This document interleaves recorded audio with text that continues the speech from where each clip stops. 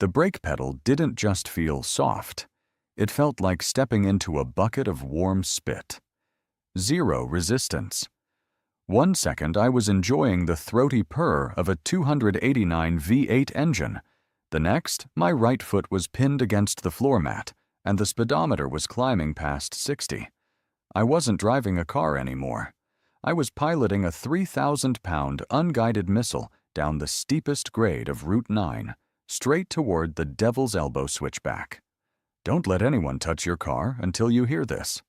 Subscribe and comment where you're listening from, because sometimes the family discount costs more than money. There's a specific sound a transmission makes when you force it from fourth gear into second at 60 miles an hour. It's not a grind, it's a scream. Like tearing a sheet of aluminum siding in half with your bare hands. Most people panic. They freeze. They pump the pedal like a sewing machine, praying for friction that isn't there. I didn't panic. You don't survive 40 years as a fleet maintenance supervisor by panicking when metal fails. You survive by understanding the physics of the disaster. I gripped the wood-grain steering wheel of my 1968 Mustang until my knuckles turned the color of old bone. The rear tires chirped, locked, and smoked as the transmission screamed in protest, acting as a drag chute. The engine roared, revving to 6,000 RPM, flirting with a valve float catastrophe. I didn't care about the engine. I cared about the guardrail coming up on my right and the 300-foot drop into the ravine behind it. The car shuddered, fishtailing violently. I caught the slide, steered into it, and reached for the emergency brake handle. You don't yank it. You yank it, you spin, you die. I pulsed it. Pull, release. Pull, release. The smell of burning clutch and roasting rubber flooded the cabin. It smelled like money burning, like negligence. The Devil's Elbow was right there. 100 yards. 50. The speedometer read 45. Still too fast for that curve. But just ahead, to the left, was the gravel runaway truck ramp. It was designed for 18-wheelers losing their air brakes, not for a pristine classic car I'd spent 12 years restoring. I didn't hesitate. I wrenched the wheel left. The Mustang hit the deep gravel with a violence that snapped my head forward. Stones the size of fists hammered the undercarriage, a machine gun drum solo of destruction against the floor pans I had hand-welded myself 3 years ago. The car plowed deep, bucked once, and died. Silence. Absolute, ringing silence. Dust settled on the windshield like dry snow. My hands were still locked on the wheel at 10 and 2. I took a breath. It tasted like adrenaline and exhaust. I checked my watch. 2:14 p.m. I was alive. The car was buried up to the axles in safety gravel, but I was alive. I sat there for 30 seconds, listening to the ticking of the cooling metal. Then, the anger set in. Not the hot, flashing anger of a road rage incident. The cold, heavy anger of a man who knows exactly how machines work. Brakes don't just fail. Not like that. Not all at once. Not on a dual reservoir master cylinder system unless something catastrophic happens. I opened the door. The gravel crunched under my boots. Red Wing Iron Rangers, size 11, broken in over 5 years. I walked to the front of the car, popped the hood pins, and lifted the heavy steel hood. The engine bay was clean. I kept it that way. You can't spot a leak on a dirty engine. And there it was. The master cylinder reservoir cap was tight. I wiped it with a rag from my back pocket and checked the fluid level. Empty. Both chambers. I knelt in the gravel, ignoring the sharp rocks biting into my knees. I looked at the inside of the front driver's side wheel. Fresh fluid. It was dripping from the caliper, soaking the control arm, dripping onto the gravel in a steady, rhythmic tap. Tap.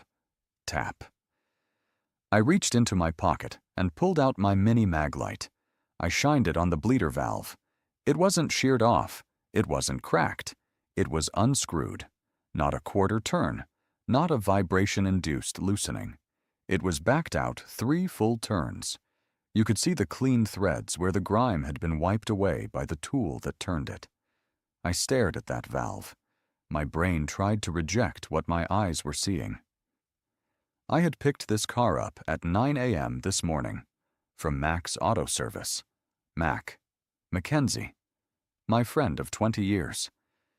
We played poker on the second Thursday of every month. I had been to his daughter's wedding. I had helped him rebuild the deck on his house in 2008 when the economy tanked and he couldn't afford a contractor. "Check everything, Mac," I had said. "She's been sitting for winter. Do a full fluid flush. Check the lines." "I'll treat her like my own, Frank," he had said. He slapped my shoulder. His hand had felt heavy, clammy. I stood up, wiping the brake fluid from my finger onto my jeans. I didn't care about the stain. 3 turns. That's not a mistake. That's a sentence.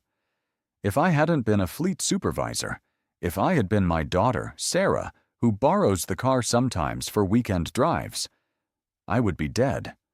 Or worse, paralyzed at the bottom of that ravine, waiting for the hikers to find the wreckage. My phone buzzed in my pocket. I pulled it out. A text from Sarah. "Hey, Dad. Greg says the market is shifting again. Might be late for dinner Sunday. Did you get the car back okay?" I stared at the name. Greg.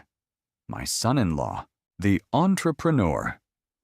The man who wore loafers without socks and talked about leverage while asking me to co-sign loans he swore were guaranteed wins.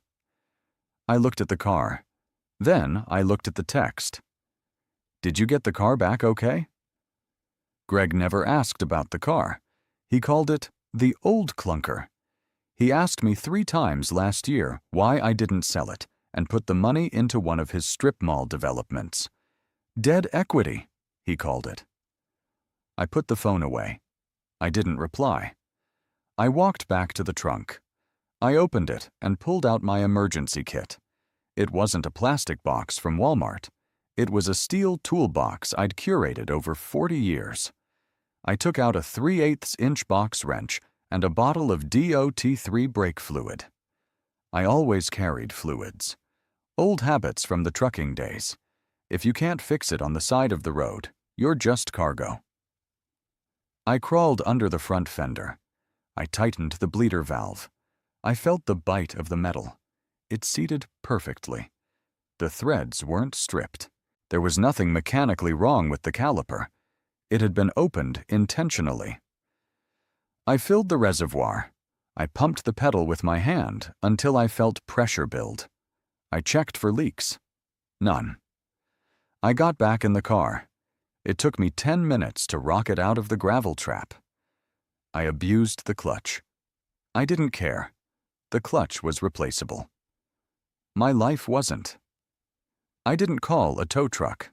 A tow truck means a record. A tow truck means Mac finds out I didn't crash. I drove the car out of the gravel and back onto the tarmac.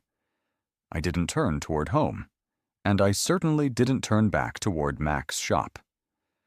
I drove 10 miles south to Performance Auto. Mac hated Performance Auto. He called them corporate hacks and upsellers. They were a chain, bright lights, digital invoices, cameras in the bays. Exactly what I needed. I pulled into the bay. My hands were shaking now, just a little. The adrenaline was fading, leaving behind a cold, hard clarity. A young kid with a tablet walked up.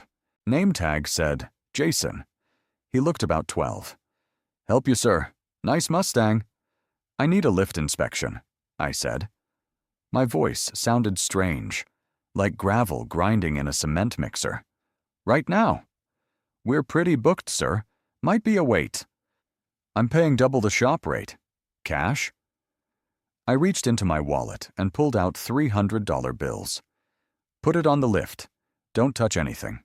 Just look and take pictures." The kid looked at the money, then at my face. He saw something there that made him stop arguing. "Bay 3, he said. I watched through the glass partition as the Mustang rose into the air. I saw Jason walk under it with his flashlight. I saw him pause. I saw him wave another mechanic over. They both pointed at the calipers.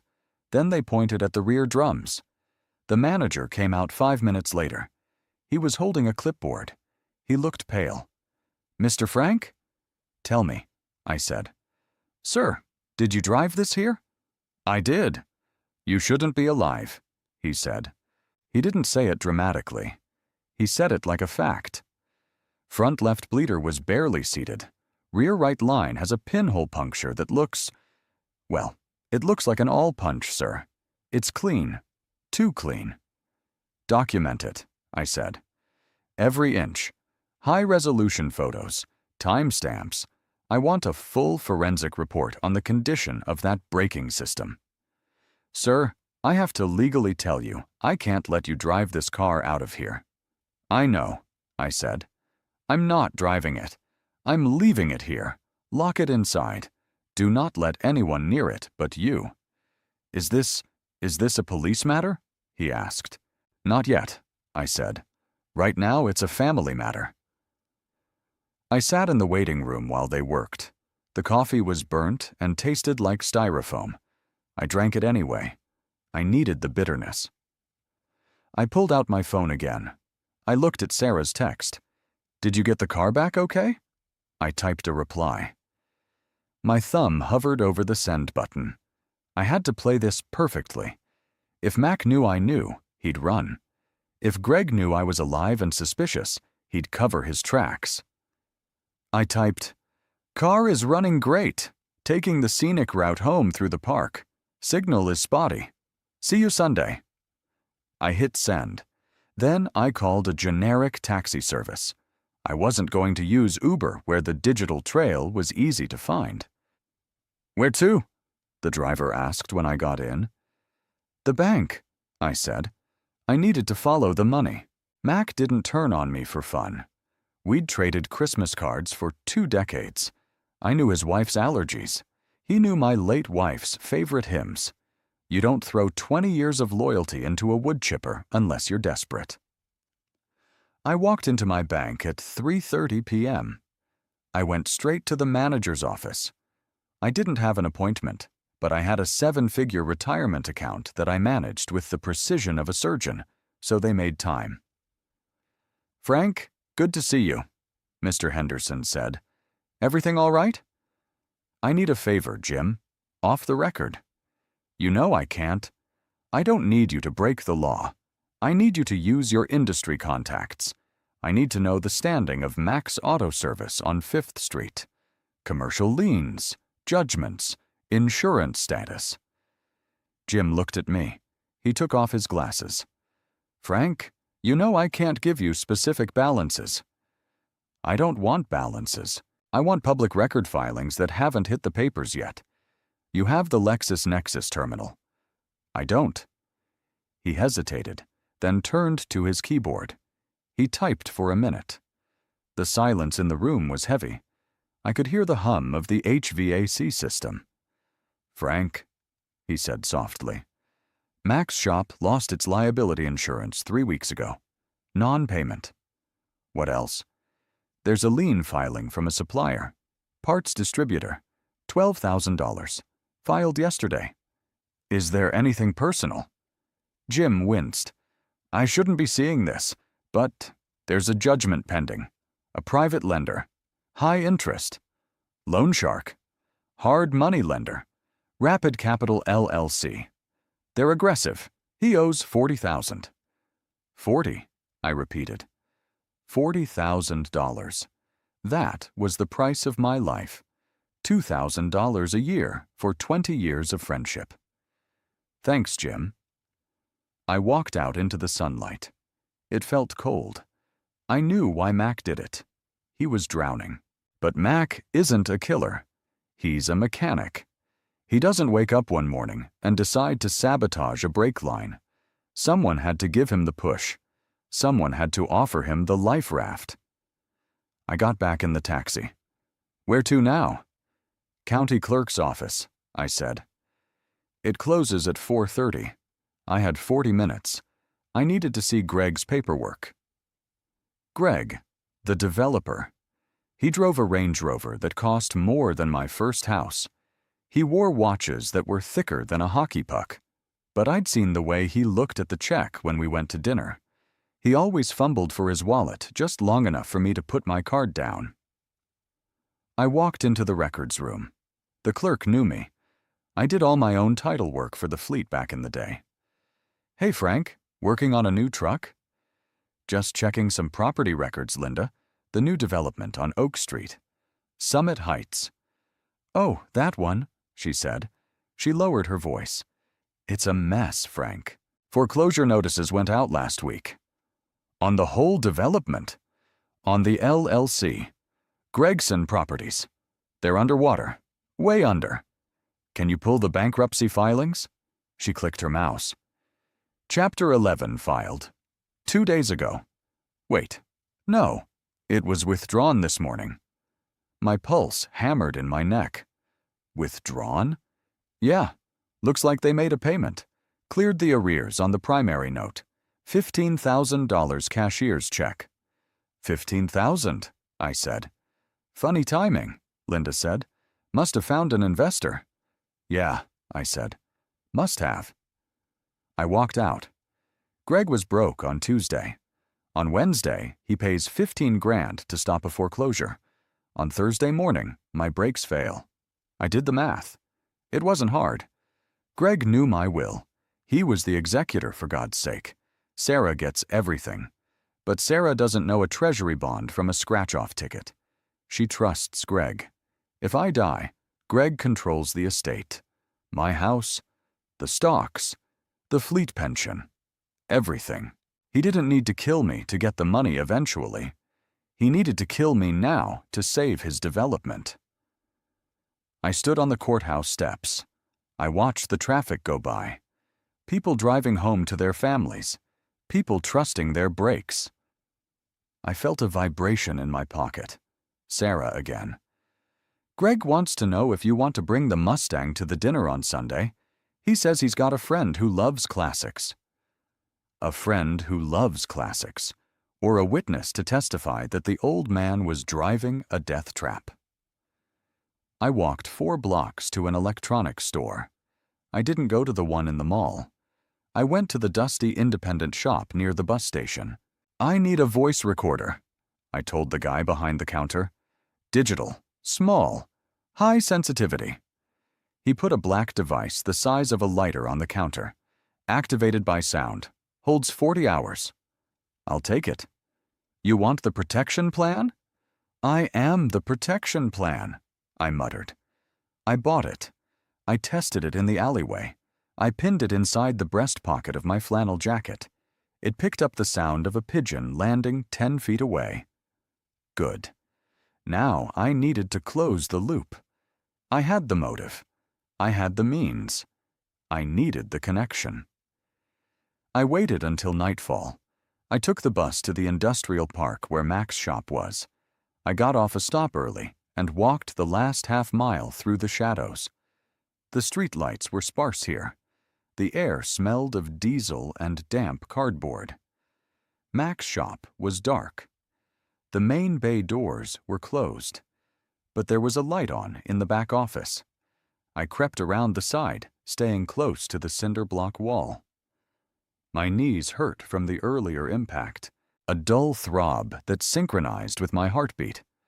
I peered around the corner into the back lot. Mac's truck was there, an old Ford F-150. Beat up, honest. And next to it, gleaming under the security light, was a Range Rover. Black, 2024 model. Greg's car. I took out my phone. I turned off the flash. I took 3 photos. One of the license plate, one of the car parked next to the shop door, one showing the time on my phone screen in the foreground. 9:42 p.m. Why would a real estate developer be at a rundown mechanic's shop at 10 o'clock at night? He wasn't getting an oil change. I moved closer to the office window. The blinds were drawn, but they were cheap plastic, bent at the edges. A sliver of light escaped. I pressed my ear against the cold glass. I heard voices. "Told you it would be clean," a voice said. Greg.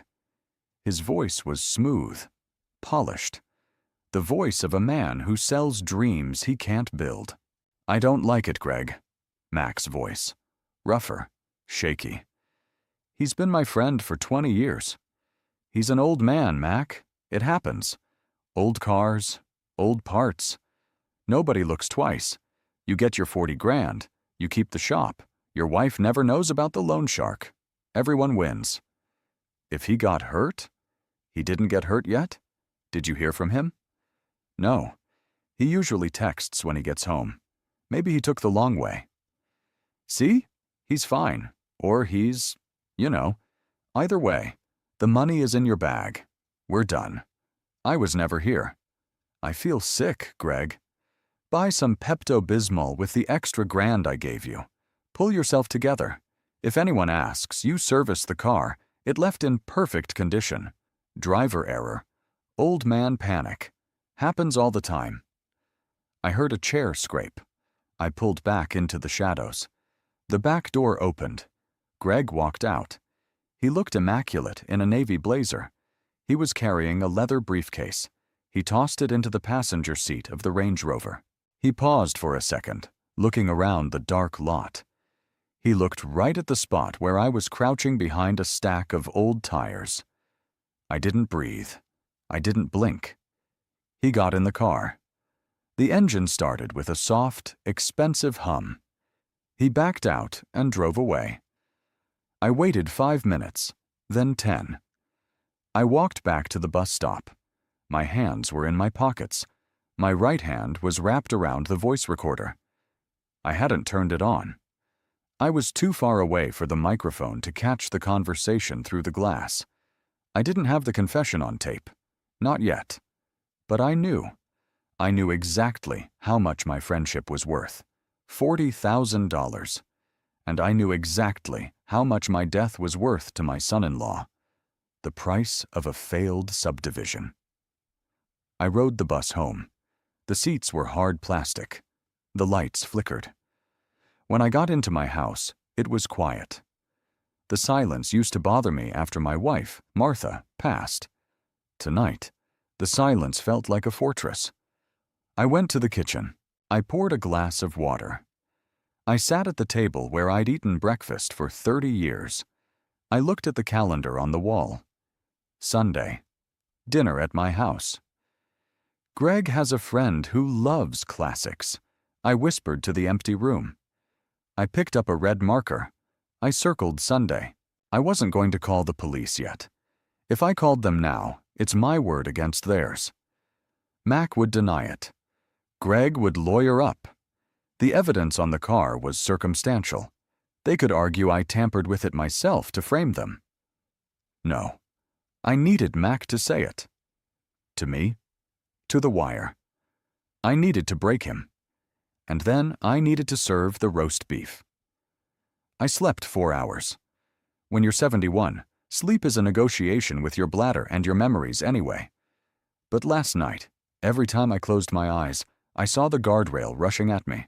I saw Mac's hand tightening that bleeder valve, then backing it off. I got up at 5 a.m. routine. Routine is the armor you wear against chaos. Coffee, black. 2 eggs, fried hard. Toast, dry. I showered and dressed. Not the flannel today. I put on a button-down shirt, ironed. A light windbreaker. Slacks.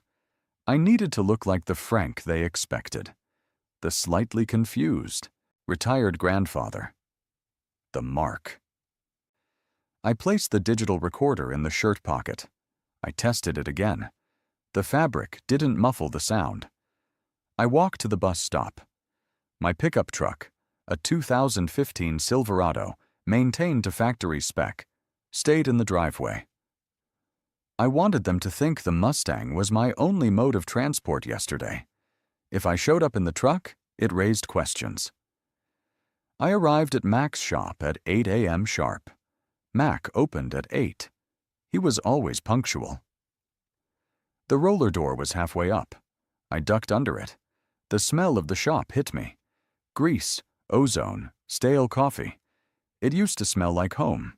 Now it smelled like a crime scene. Mac was at the workbench. He was wiping a wrench with a red rag. He looked terrible.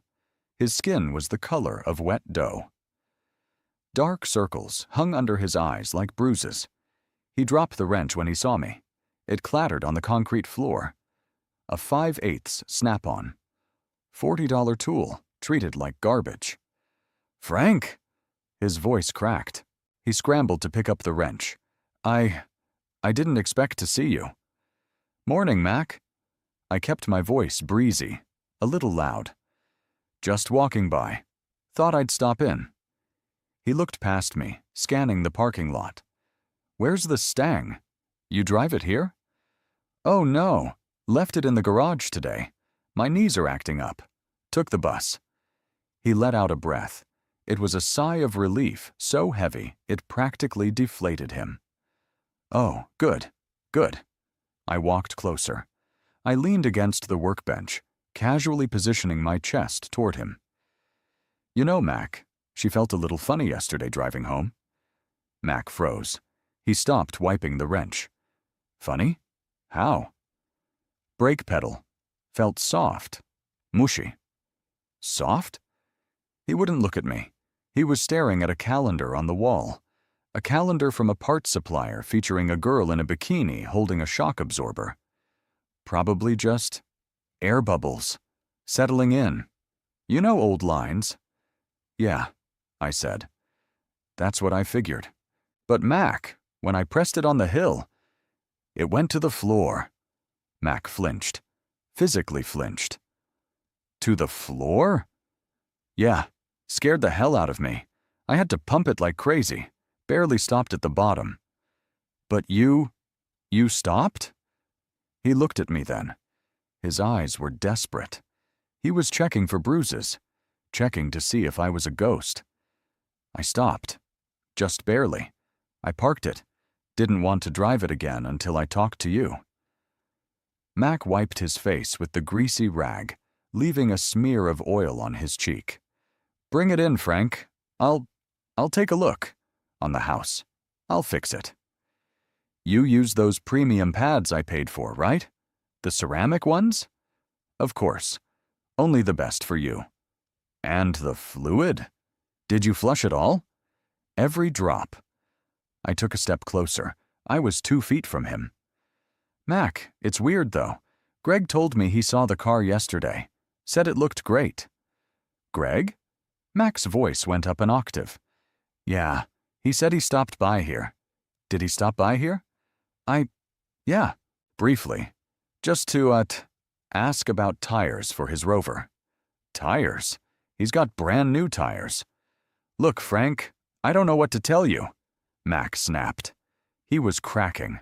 The pressure in the vessel was too high. "Just bring the car back. I'll fix the brakes. Just bring it here." "Why are you shouting, Mac?" "I'm not shouting. I'm just stressed. Business is tough." "Is it the loan, Mac?" I asked softly. The silence that followed was absolute. The air compressor in the corner kicked on with a roar, but Mac didn't move. He stared at me. "What loan?" he whispered. "The $40,000 to Rapid Capital." Mac's face went from doughy to gray. "How do you—" "I know, Mac. I know about the insurance. I know about the debt." I leaned in. "And I know Greg was here last night." Mac started to shake. "Frank, listen to me." "Did he pay you, Mac?" "Frank, please." "Did he pay you to leave that bleeder valve open?"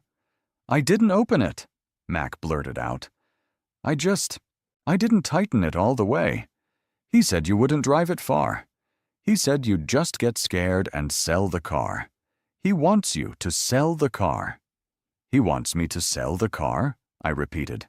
So he pays you 40 grand to make me scare myself? Yes. That's all it was. A scare, he said. Make the old man realize he can't handle the car anymore. That's it. I swear on my mother's grave, Frank. I didn't want you to crash. I thought you'd feel the pedal in the driveway and call a tow. I didn't feel it in the driveway, Mac. I felt it at 60 on Devil's Elbow. Mac dropped the rag. He put his hands over his face. Oh my God. Oh my God. Is that what he told you? Just a scare? Yes. He said he needed the money from the estate eventually. But if you sold the car and the house, he could get you to invest. I don't know. He just said he needed you liquid. He needed me dead, Mac, I said coldly. If I crash on Devil's Elbow, I don't get scared. I get buried. No, Greg wouldn't. Greg is broke. He filed bankruptcy papers that he withdrew yesterday morning. With the money he didn't pay you yet. Mac looked up. What? Did he give you the cash, Mac? He gave me 5 grand up front. Said the rest comes after the problem is solved. I'm the problem, Mac. Mac slid down the front of the workbench until he was sitting on the concrete floor. He was weeping now. A grown man, covered in grease, crying like a child. I'm sorry, Frank. I was so scared. They were going to take the shop. This is all I have. I looked down at him. I felt a pang of pity, sharp and quick. Then I remembered the feeling of the pedal hitting the floor. I remembered the gravel smashing into the floor pans. I reached into my pocket and clicked the switch on the recorder to stop. You're right, Mac. This shop is all you had. I turned and walked out. Frank! Wait! What are you going to do? He screamed after me. I didn't answer. I ducked under the roller door and walked out into the bright, harsh morning light. I had it. I had the confession.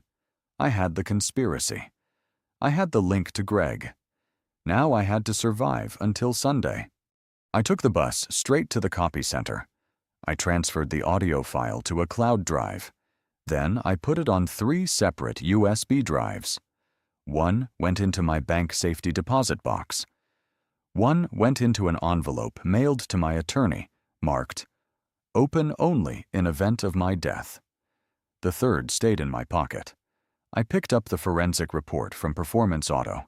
It was a masterpiece of technical writing. Exhibit A, bleeder valve, front left caliper. Thread engagement, -3 turns. Conclusion, intentional manipulation. Exhibit B, rear brake line. Puncture wound consistent with hardened steel awl. Conclusion, sabotage. Exhibit C, fluid analysis. Moisture content less than 1%. Fluid was fresh. System had been serviced immediately prior to failure. It cost me $800 for that report. Best money I ever spent. I went home. I sat in my living room. I looked at the objects around me. The oak coffee table I built in '94. The vase Martha bought in Venice. The recliner where I watched the news. Greg wanted to liquidate this. He wanted to turn my life into a check he could deposit to save his ego. He thought I was a doddering old fool. A boomer with too much equity and not enough sense. He thought he could manipulate the mechanical world I lived in. He didn't understand that I speak the language of things. He speaks the language of vapors. Saturday passed in a blur of preparation. I cleaned the house. I bought the roast. A prime rib. Expensive. I wanted this meal to be perfect. I didn't sleep Saturday night. I sat in the dark, listening to the house settle. Sunday, 1 p.m. My driveway is long. I heard the crunch of tires on gravel before I saw them. I looked out the window. The Range Rover, black, shiny, out of place against the green of my lawn. Greg got out first. He was wearing a polo shirt and boat shoes. He looked relaxed, confident. He adjusted his sunglasses. Sarah got out of the passenger side. She looked tired. She was carrying a salad bowl. She was wearing the sundress I bought her for her birthday. I opened the front door. "Dad!" Sarah waved. She walked up and hugged me. She smelled like vanilla and anxiety. "How are you? You look intense?" "Just hungry," I said. I squeezed her shoulder. "Good to see you, sweetie." Greg walked up. He held out his hand. A manicured hand. Soft. "Frank," he said. "Good to see you. How's the week been?" "Eventful," I said. I shook his hand. I squeezed just hard enough to make him flinch. "Very eventful." "And the Mustang?" he asked, looking past me into the empty garage. "Don't see it." "It's in the shop," I said. "Oh?" A flash of excitement in his eyes. "Trouble?" "Just some routine maintenance," I lied. "Come on in. Roast is resting." We sat at the dining room table, the same table where I'd helped Sarah with her algebra homework, the same table where I'd signed the mortgage papers 40 years ago. I carved the beef. I served Sarah first, then Greg, then myself. "This looks amazing, Frank," Greg said. He cut a piece of meat. "So, about the car. You really should think about that buyer I mentioned. Market for classics is peaking. Might be time to cash out." "Simplify." "Simplify," I repeated. "That's a good word." "Exactly. You don't need the headache of maintenance, the safety risks. Modern cars are so much safer. Autonomous braking, lane assist." "Brakes are important," I said. Sarah looked up. "Dad, are you okay? You sound sarcastic." "I'm just listening to Greg, honey. He knows a lot about safety." Greg smiled condescendingly. "I just worry about you, Frank. Up on those switchbacks. Anything could happen." "It almost did," I said. The room went quiet. The only sound was the ticking of the grandfather clock in the hall. "What do you mean?" Sarah asked. Her fork paused halfway to her mouth. "I took the car out on Thursday," I said. "Took it up Route 9, to Devil's Elbow." Greg stopped chewing. He put his fork down slowly. "And?" Greg asked. And I learned something interesting about gravity. I reached under the table. I pulled out a manila envelope. I placed it on the table, next to the gravy boat. "What is this?" Sarah asked. "That," I said, pointing to the envelope, "is a forensic report from Performance Auto. It details exactly how the brake lines on my Mustang were sabotaged." "Sabotaged?" Sarah laughed nervously. "Dad, don't be dramatic. It's an old car." "Read it," I said. Sarah reached for the envelope. Greg's hand shot out and covered hers. "Frank," Greg said, his voice dropping to a warning tone, "I think you're confused. Maybe we should go." "Let her read it, Greg," I said. My voice wasn't loud. It was steel. Sarah pulled her hand away from Greg. She opened the envelope. She pulled out the photos. The close-up of the loosened valve. The puncture mark. "I don't understand," she whispered. "It means someone loosened the valve on purpose," I said. "Someone who wanted the brakes to fail on the steepest hill in the county." "That's insane," Greg said. He stood up. "This is senile paranoia. Sarah, we're leaving. Your father needs professional help." "Sit down, Greg," I said. "I'm not sitting down to be insulted by a crazy old man." I pulled my phone out of my pocket. I placed it on the table. "I visited Mac yesterday," I said. Greg froze. His face went white as the table linen. "Mac?" Sarah asked. "Your mechanic?" "Our friend," I corrected. Mac was very chatty. He told me about his loan shark. He told me about the $40,000. I tapped the screen. The audio file began to play. Blue wave bars bounced on the screen. "He said you wouldn't be driving it much anyway. Look, Frank, just leave the car." Greg's voice cut through the recording, tinny but unmistakable. "The money is in your bag. We're done. I was never here." Sarah stared at the phone. Then she stared at Greg. "That's your voice," she whispered. "It's a fake," Greg shouted. "It's AI. People can fake voices now. This is ridiculous." "He gave me $5,000 up front," Mac's recorded voice sobbed. "Said the rest comes after the problem is solved." "I'm the problem, Mac," my voice on the recording said. I hit pause. "You tried to kill him," Sarah said. Her voice was flat. Shock does that. It flattens everything. "Sarah, baby, listen to me. He's manipulating you." Greg reached for her. She recoiled like he was a hot stove. She stood up, knocking her chair over. "You tried to kill my father for what? For money?" "I did it for us," Greg screamed. The mask slipped. The polished developer was gone. The desperate, bankrupt gambler was there. "Do you have any idea how much debt we're in? Do you? The house is leveraged. The cars are leased. We have nothing. He has millions sitting in mutual funds doing nothing. He's old. He's lived his life." "I'm sitting right here, Greg," I said. Greg turned to me.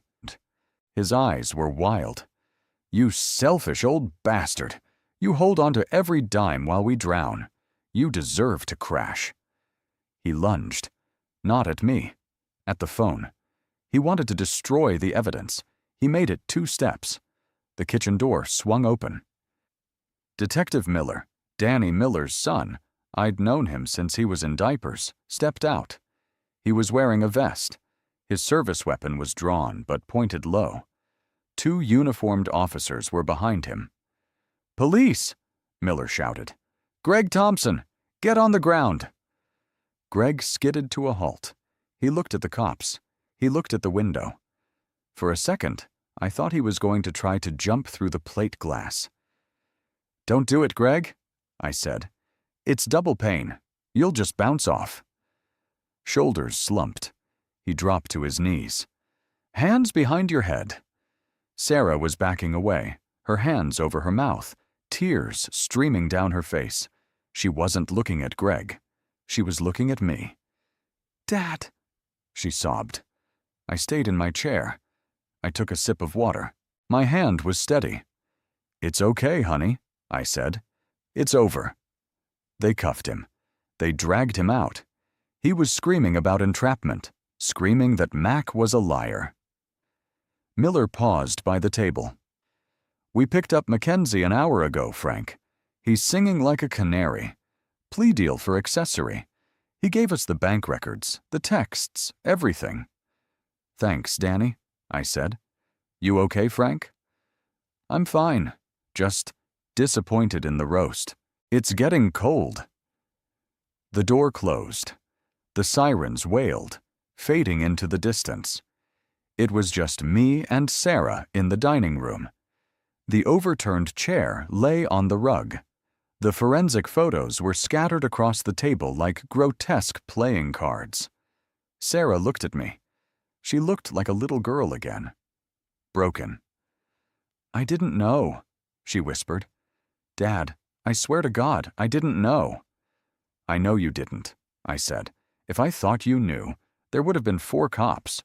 How did you know?" "I count," I said. "I count everything. The miles, the turns on a bolt, the money." She sat down in my chair. She put her head on the table and wept.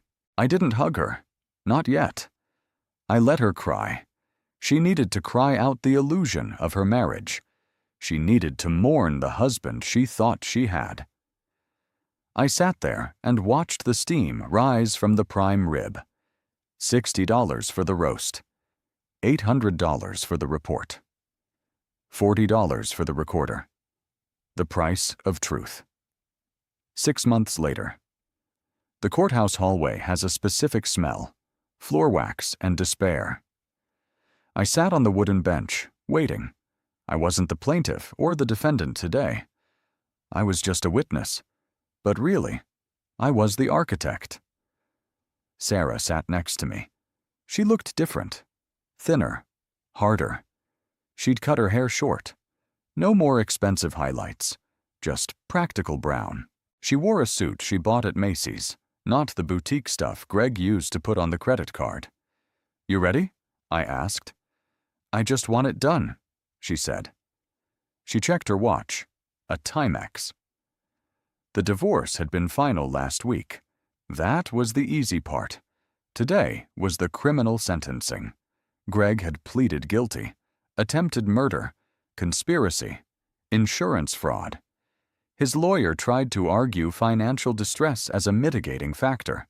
The judge, a woman my age who didn't suffer fools, wasn't impressed. Mac had taken a deal. 3 years in minimum security, plus restitution. He lost the shop. He lost his house. His wife moved back to Ohio. I hadn't spoken to him since that day in the garage. I never would again. The doors opened. The bailiff called us in. I watched Greg walk in. He was wearing an orange jumpsuit. It clashed with his complexion. He looked small. The swagger was gone. The leverage was gone. He was just a man who tried to cheat gravity and lost. He didn't look at me. He looked at the floor. The proceeding was short. The judge read the sentence. 15 years. No parole for at least 10. When the gavel banged, it sounded like a car door slamming shut. Solid. Final. We walked out into the afternoon sun. "It's over," Sarah said. She took a deep breath. "The criminal part is," I said. "Now comes the cleanup." We walked to my truck. I'd sold the Mustang. I couldn't drive it anymore. Every time I looked at it, I saw the loose valve. I saw the betrayal. I sold it to a collector in Arizona who promised to keep it in a museum. Good place for it. History. We got in the Silverado. I started the engine. It idled smooth. Reliable.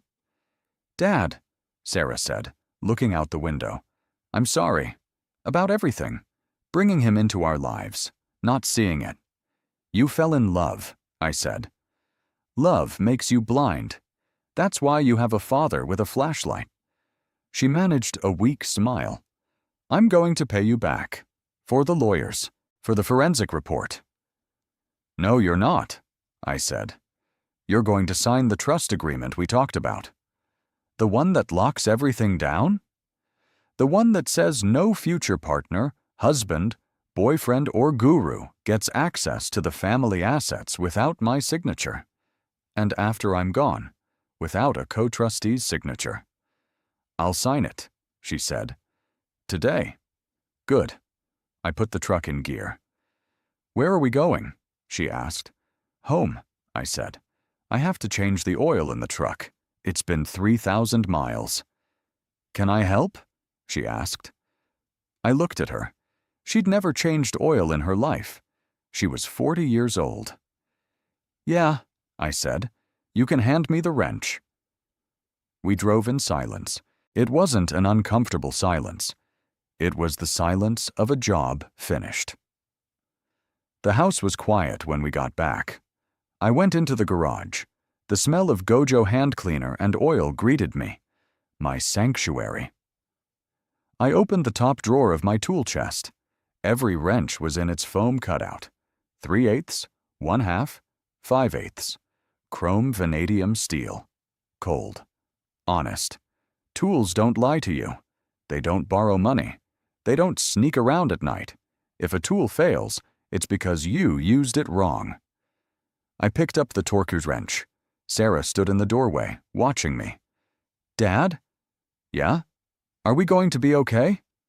I looked at the Torque wrench. I dialed it to 35 foot-pounds. Precise. "We're alive," I said. "The bills are paid. The bad guy is in a cage. That's as okay as it gets." I slid under the truck. "Hand me the drain pan," I said. She handed it to me. I worked the bolt loose. The black oil drained out, hot and dirty, carrying away the contaminants of the last 3,000 miles. Trust is good. Love is nice, but a torque wrench and a second opinion? That's what keeps you alive. If this story revved your engine, hit that like button. And check your brake lines. Seriously, go check them.